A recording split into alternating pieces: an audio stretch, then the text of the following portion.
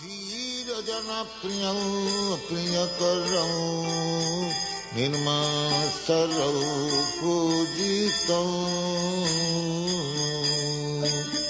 nana shastra vicharanai kanipunam sadharma sanghastapakam. And now chapter 50, further analysis of mixed rasas. Tribhuvane mannam saranyakanam nana shastra vicharanai kanipunam sadharma sanghastapakam. As already described, if certain kinds of mellows become mixed and there is a joining of opposite mellows, then the situation is called incompatible. When one is eating sweet rice and something salty or sour is mixed in, the mixture is not very tasteful and it is called incompatible.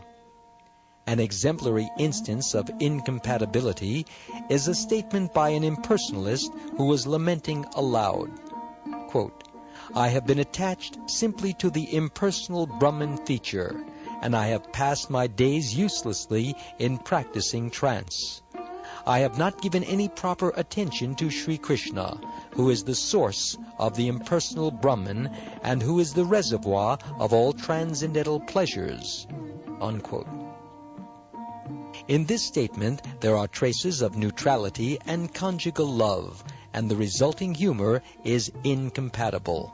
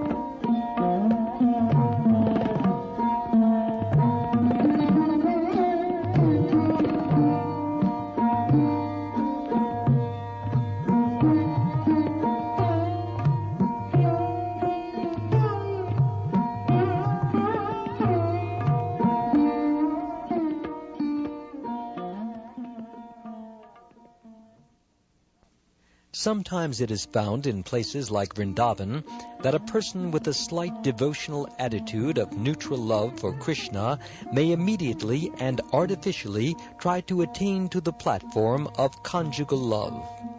But because of the incompatibility of neutrality and conjugal love, the person is found to fall from the standard of devotional service.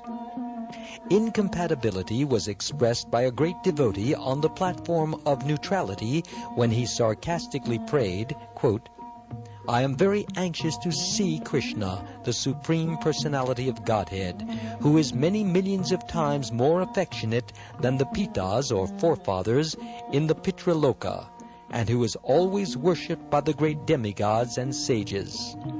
I am a little surprised, however, that although Krishna is the husband of the goddess of fortune, his body is often marked with the nail pricks of ordinary society girls," unquote.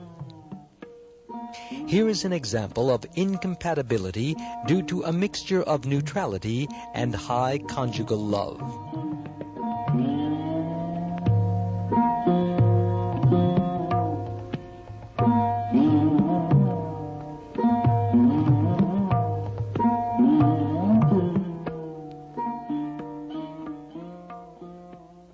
There is the following statement by a gopi, quote, "My dear Krishna, the first thing you should do is just embrace me with your strong arms. Then, my dear friend, I shall first smell your head, and then I shall enjoy with you," unquote. This is an example of incompatibility in which conjugal love is the whole and servitorship is the part. One devotee said, quote, "My dear Krishna, how can I address you as my son when you are addressed by the great Vedantists as the absolute truth, and by the Vaishnavas who follow the principles of Narrated Pancharatra as the Supreme Personality of Godhead? You are the same Supreme Person, so how shall my tongue be so extraordinarily bold as to address you as an ordinary son?" Unquote. In this statement, there is a mixture of neutrality and parental love, and the result is incompatible. Another devotee said, quote, "My dear friend, my youthful beauty is as temporary as lightning in the sky, and therefore my possessing attractive bodily features is unimportant. I have never met Krishna, so I request you to please arrange for my meeting him immediately." Unquote. In this statement, there is the incompatibility of a neutral mellow mixed with conjugal love. A lusty woman in Kailas once told Krishna, quote, "My dear Krishna, may you have a long life." Unquote. Then, after saying this, she embraced Krishna. This is an example of incompatibility resulting from a mixture of parental love and conjugal love.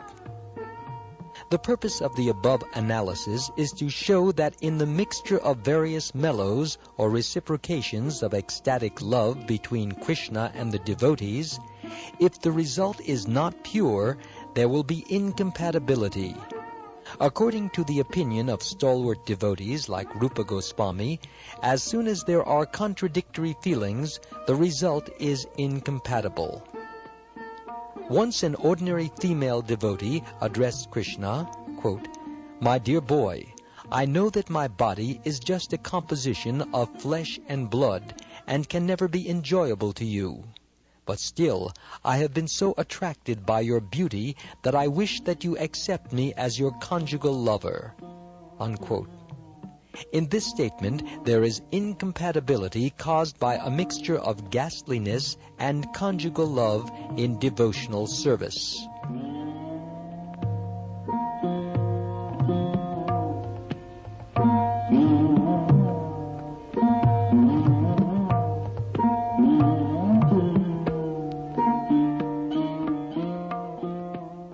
Srila Rupa Goswami warns devotees not to commit such incompatibilities in their writings or in their dealings. The presence of such contradictory feelings is called rasa basa. When there is rasa basa in any book of Krishna consciousness, no learned scholar or devotee will accept it. In the Vidagdha Madhava, 2nd Act, verse 17, Purnamasi tells Nandimukhi, quote, "Just see how wonderful it is. Great sages meditate upon Krishna after being relieved from all material transactions, and with great difficulty they try to situate Krishna in their hearts. And opposed to this young girl is trying to withdraw her mind from Krishna so that she can apply it in the material activities of sense gratification. What a regrettable thing it is that this girl is trying to drive away from her heart the same Krishna who is sought after by great sages through severe austerities and perseverance." Unquote. Although in this statement there are contradictory mellows of ecstatic devotion, the result is not incompatible because the conjugal love is so elevated that it is defeating all other varieties of mellows. Srila Jiva Goswami comments in this connection that such a loving state of mind is not possible for all. It is possible only in the case of the gopis of Vrindavan. There are many other instances of contradictory mellows where there is no perverted experience of rasa basa. Once some minor demigod of the heavenly planets remarked, quote, "Krishna, whose joking words were once the source of so much laughter for the residents of Vraja, has now been attacked by the serpent king Kaliya, and he has become the object of everyone's overwhelming lamentation." Unquote. In this instance, there is a mixture of laughter and compassion, but there is no incompatibility because by both of these rasas, the loving affection for Krishna is increased.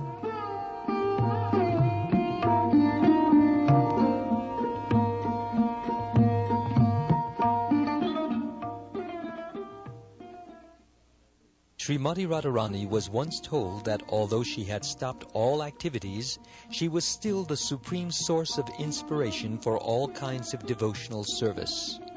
The statement says, quote, "My dear Radharani, in separation from Krishna, you are now as still as the most beautiful tree, whose gracefulness is not blocked by any covering of leaves. Your tranquil mood makes you appear to be completely merged in Brahman realization." Unquote. In this example, there is a mixture of conjugal love and neutral love, but the conjugal love has surpassed everything. Actually, Brahman realization is only a stunted existence. There is the following statement by Krishna himself, quote, "Srimati Radharani has become peace personified for me. Because of her, I now go without sleep. I stare constantly without blinking my eyes, and I am always in a meditative mood. Because of her, I have even made my home in the cave of a mountain." Unquote. This is an example of conjugal love mixed with neutral love, but there is no incompatibility. The following is a conversation consisting of questions put before Ramba, a celebrated beautiful woman, and her corresponding answers. Ramba was asked, "My dear Ramba, who are you?" She answered, "I am peace personified." Question, "Then why are you in the sky?" Answer, "I am in the sky to experience the supreme absolute truth." Question, "Then why are you staring?" Answer, "Just to look into the supreme beauty of the absolute truth." Question, "Then why do you appear to be disturbed in mind?" Answer, "Because Cupid is acting." In the above example also, there is no perverted representation of mellows, because on the whole, the ecstasy of conjugal love has exceeded the neutral position of devotional service.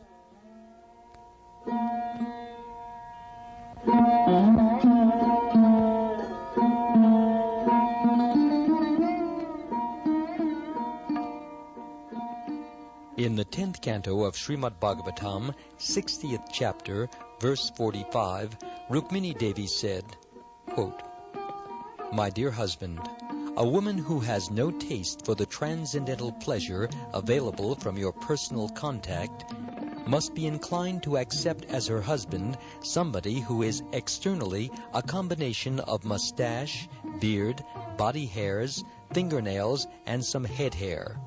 And within him there are muscles, bones, blood, intestinal worms, stools, mucus, bile, and similar things. Actually, such a husband is only a dead body, but due to not being attracted to your transcendental form, a woman will have to accept this combination of stools and urine for her husband." Unquote. This statement, which lists the ingredients of a material body, is not a perverted mellow in transcendental realization, because it shows correct discrimination between matter and spirit.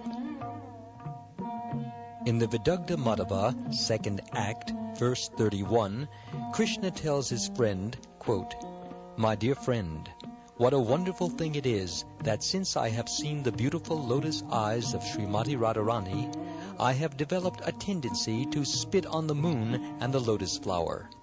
Unquote. This is an example of conjugal love mixed with ghastliness, but there is no incompatibility. The following is a statement which describes different mellows of devotional service.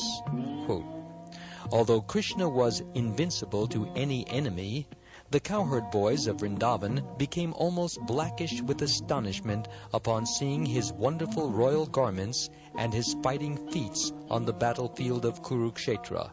Unquote. In this statement, although there is a mixture of chivalrous activities and dread in devotional service, there is no perverted reflection of mellows. One resident of Mathura requested her father to bolt the doors and then go with her to the school of Cintamani Muni to find Krishna. She complained that Krishna had completely stolen her mind. In this incident, there is a mixture of conjugal love and parental love, but there is no incompatibility.